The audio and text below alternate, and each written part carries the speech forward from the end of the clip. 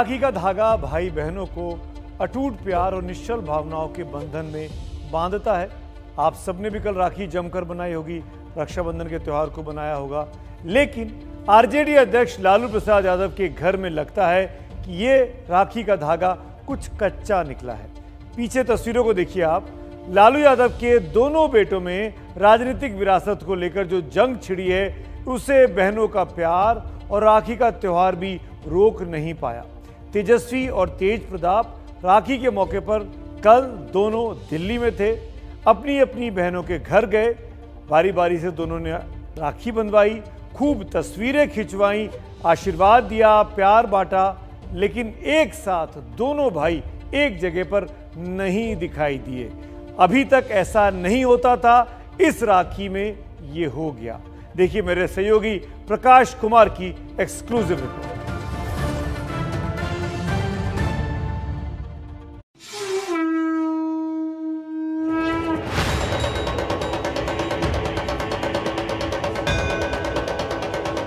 लालू के बड़े बेटे का ये तांडव अब उनकी पार्टी और परिवार पर कहर बरसा रहा है। तेज प्रताप की महत्वाकांक्षाएं इतनी बढ़ गई हैं कि जिसे राखी की डोर भी बांध नहीं सकी। राखी के दिन तेजस्वी अपनी चार बहनों के साथ दिखे, लेकिन दिल्ली में होकर भी तेजस्वी और तेज प्रताप की एक साथ तस्वीर नहीं दिखी। लालू की सबसे बड़ी बेटी मीसा ने तेजस्वी को राखी बांधी और भाई की पीठ पर हाथ रखा। मीसा ने तेज प्रताप को भी राखी बांधी, लेकिन फोटो फ्रेम में दोनों भाई एक साथ नहीं दिखे। लालू की सबसे छोटी बेटी राजलक्ष्मी ने तेजस्वी को राखी बांधी, राजलक्ष्मी ने तेज प्रताप को भी राखी बांधी, लेकिन यहाँ भी दोनों भाई एक साथ नहीं दिखे। तेज प्रताप ने राखी वाली तस्वीरों के साथ ट्विटर पर लिखा, याद है हमें हमारा वो बचपन, वो लड़ना, वो झगड़ना और वो मना लेना, यही होता है भाई बहन का प्यार। वैसे ही मीसा ने भी ट्वीट किया कि राखी ने कैसे परिवार को एकजुट किया है, लेकिन लालू परिवार में भाई भाई का प्यार इस कदर टूटा है कि बहनों की राखियां भी उन्हें प्यार के धागे से बांध नहीं सकी। क्या तेज प्रताप जी को लेकर के लालू जी से कुछ बातचीत हुई है?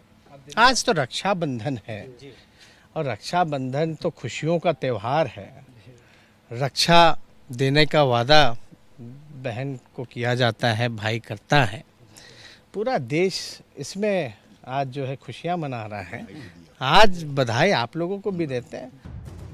आरजेडी के प्रदेश अध्यक्ष जगदानंद सिंह को लेकर तेज प्रताप ने बगावत का बिगुल फूंका तो परिवार में न लालू का समर्थन मिला, न राबड़ी देवी का और न तेजस्वी का। दूसरी तरफ जगदानंद सिंह ने भी तेवर दिखाए तो साफ हो गया लालू की राजनीतिक विरासत तेजस्वी के पास है। फिर भी लालू ने अपने दोनों बेटों को दिल्ली मिलने के लिए बुलाया। दोनों आए भी, पिता लालू से मिले भी, लेकिन अलग अलग। तो बात वहीं रह गई जो पटना से दिल्ली आने से पहले थी। गलत जब जब हुआ है तब तब तेज प्रताप यादव पार्टी के लिए स्टैंड लेने का काम किया है, चाहे इसके लिए हमको बगावत क्यों न करना पड़े। अगर गलत होगा तो गलत का मैं साथ नहीं दूंगा। बड़े भाई हैं तो अलग बात है, लेकिन पार्टी में सब लोगों को, माता पिता ने सब लोगों को तो ये एक बात जो जरूर सिखाई है, हम लोगों को संस्कार में माता पिता ने दिया है कि बड़ों की इज्जत करो, सम्मान करो और थोड़ा अनुशासन में भी रहो। लालू ने अपना राजनीतिक उत्तराधिकारी छोटे बेटे तेजस्वी को बनाया। तब से तेज प्रताप खुद को तेजस्वी का कृष्ण बनाकर मन बहलाते रहे, लेकिन दिल में कुछ पाने की कसक भी बनी रही। इसीलिए वो संगठन में कोई बड़ा पद चाहते हैं, लेकिन पद मिलना तो दूर, तेज प्रताप पर कार्रवाई की तलवार भी लटकने लगी है। विधायक है ना, विधायक पर कार्रवाई करने का अधिकार केवल राष्ट्रीय समिति और राष्ट्रीय अध्यक्ष को है, मुझे अधिकार नहीं।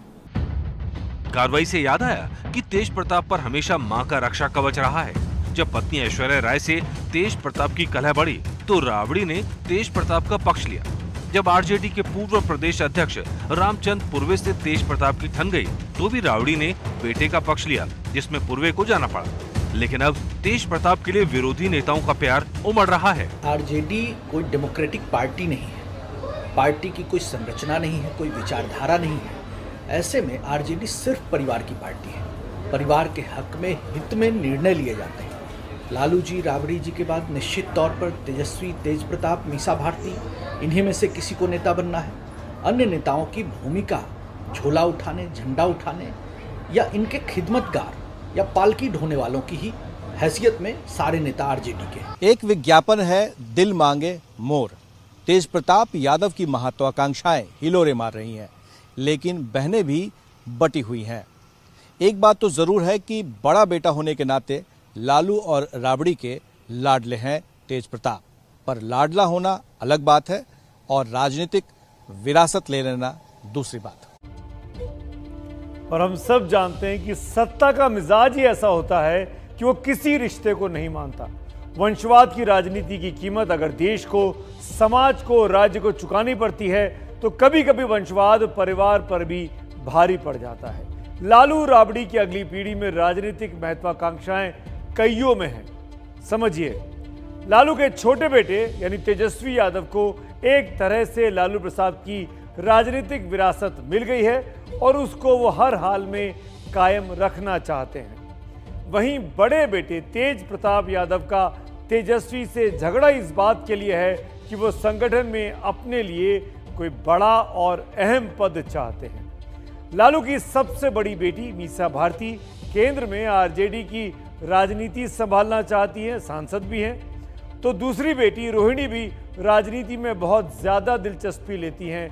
वो सोशल मीडिया पर भी राजनीतिक सवालों को लेकर काफी एक्टिव रहती हैं और अपने पार्टी के विरोधियों को जमकर जवाब भी देती हैं। लालू प्रसाद की राजनीतिक मंडल दौर में चमकी थी। आज जाति के आधार पर जनगणना उसी मंडल राजनीति का दूसरा पार्ट है, जिसके लिए बिहार के मुख्यमंत्री नीतीश कुमार ने तेजस्वी यादव समेत 10 नेताओं के साथ प्रधानमंत्री मोदी से मुलाकात की। इन नेताओं को इस मुलाकात से काफी उम्मीद है, लेकिन सरकार ने मार्च में ही संसद में साफ कर दिया था कि जाति के आधार पर जनगणना नहीं होगी।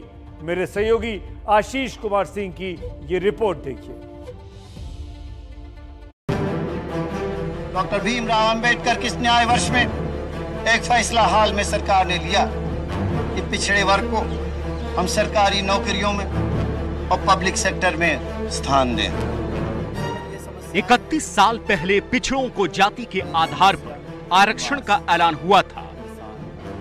आज जाति के आधार पर जनगणना की मांग प्रधानमंत्री कार्यालय के चक्कर काट रही है। बिहार में मुख्यमंत्री नीतीश कुमार और विधानसभा में विपक्ष के नेता तेजस्वी यादव समेत अलग अलग पार्टियों के 10 नेताओं ने आज प्रधानमंत्री मोदी से मुलाकात की। मकसद साफ था कि जाति के आधार पर लोगों की गिनती की जाए। प्रधानमंत्री ने सबकी बात सुनी, एक एक करके गौर से सुना। काहे खाली बिहार की बात होगी?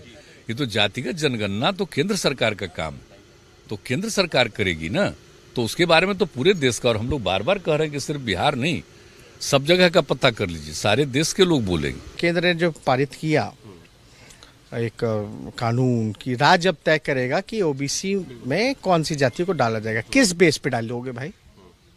इस पे तो वोट बैंक की राजनीति होगी, लेकिन जो सही में जरूरतमंद है उनको नहीं पहुंचाया जाएगा लाभ। तो if you'll have a real picture then only you can decide ना, देन ओनली आप रिजर्वेशन बढ़ाएं या कम करें आप तय कर पाओगे।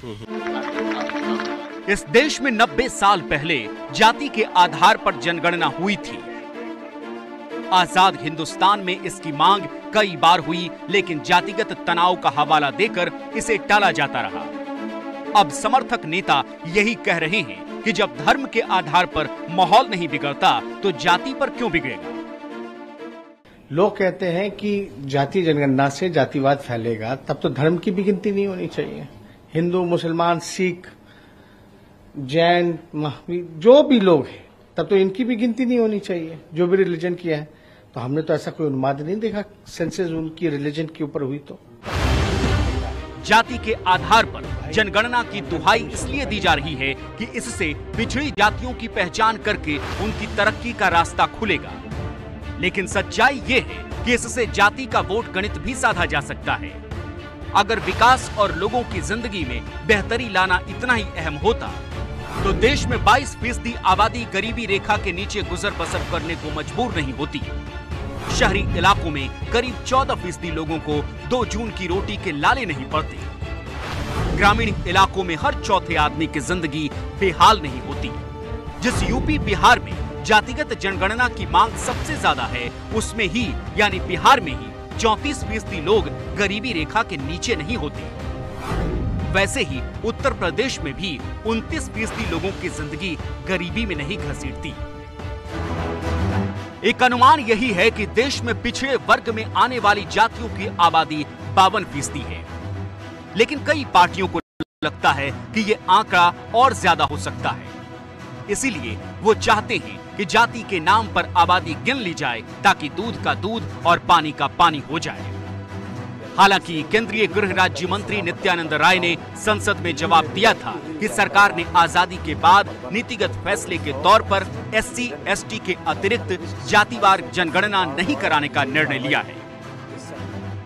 हाल ही में सरकार ने तय किया है कि राज्य सरकारें ये फैसला लेंगी कि कौन जाति OBC में आएगी या नहीं आएगी। नौकरियों की ये फांस भी जातिगत जनगणना की वजह बनी हुई है।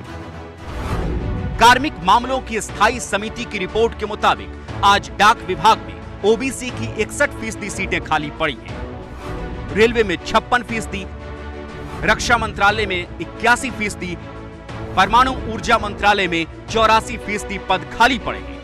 वैसे ही वित्तीय सेवाओं में 50%, शिक्षा मंत्रालय में 77%, गृह मंत्रालय में 50%, शहरी विकास मंत्रालय में 86% और राजस्व मंत्रालय में 59% नौकरियां खाली हैं।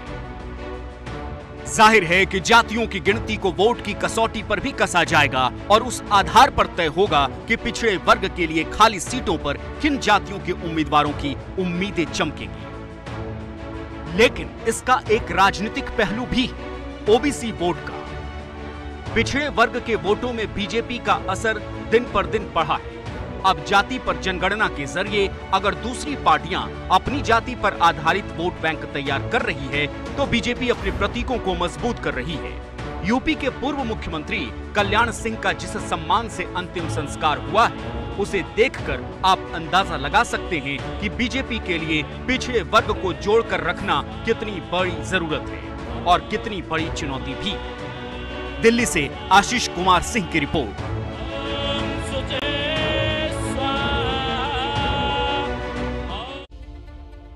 दरअसल सारा खेल OBC वोट को लेकर है, जिसका ट्रेंड पिछले 25 सालों में बहुत ज्यादा बदल चुका है।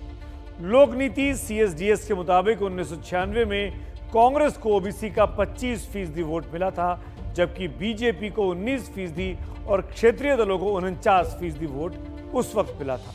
2009 में कांग्रेस को 24%, बीजेपी को 22% और क्षेत्रीय पार्टियों को 42% वोट मिले।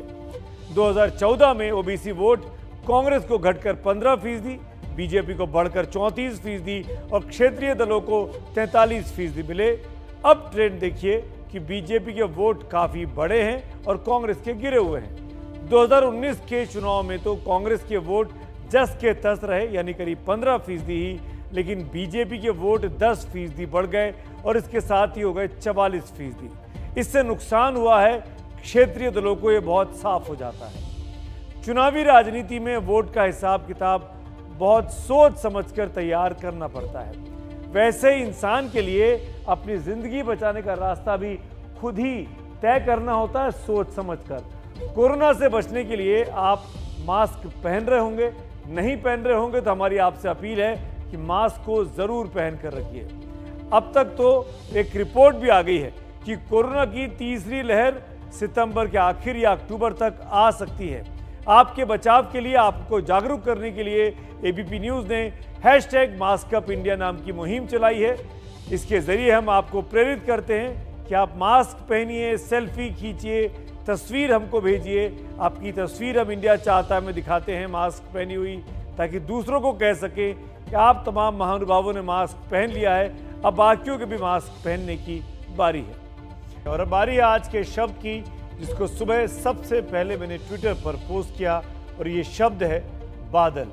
इस पर अवधेश ने लिखा है, हमारे शहर आ जाइए, सदा बरसात रहती है, कभी बादल बरसते हैं, कभी आंखें बरसती हैं। वहीं आशीष पांडे लिखते हैं कि कुछ तो ज़मीं की ख्वाहिशें होंगी, कुछ मौसमों की भी साजिशें होंगी, बड़ी जोर से धड़का है दिल आसमां का, लगता है आज फिर बारिशें होंगी। बादल इस धरती पर आसमान का पैगाम लाते हैं, कभी खुशी का पैगाम तो कभी दर्दनाक दास्तान। गर्मी से तपती धरती पर कभी राहतों की बारिश करते हैं तो कभी बादलों का गुस्सा ऐसे फटता है मानो प्रलय ला देंगे। और हाँ, कभी कभी जज्बातों के बादल आंखों से भी बरसते हैं और तब दो नयनों से एक कहानी भी बन जाती है।